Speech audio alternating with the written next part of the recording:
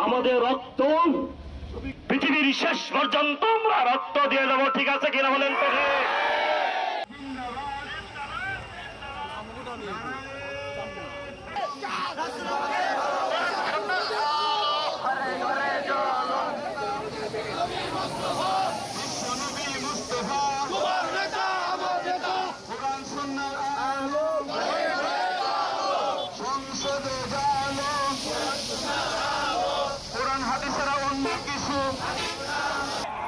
এবং বাবরি মসজিদ ভেঙে রাম মন্দির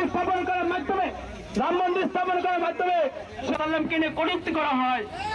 আমরা পরিষ্কার জানাই, যারা কটূক্তি করবে শুধু তার বিচার চাই না, আমরা জাতিসংঘের কাছে কসাই মোদির বিচার চাই।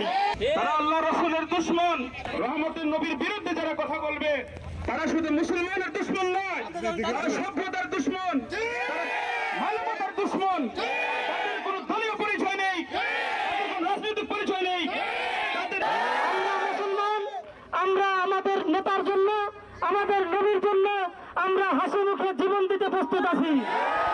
এজন্য আমি ওই সমস্ত কুলাঙ্গারদেরকে হুঁশিয়ার করে বলতে চাই, আর কোন সময় যদি নতুন করে কেউ আমার নবীকে গালি দিতে চায়, আমার নবীকে অপমান করতে চায়, আমরা তাদের কল্লাকে গর্দান থেকে আলাদা করে ফেলবো। কয়েকজন সদস্য প্রাথমিকভাবে আপনাদের কাছে বলতে চাই,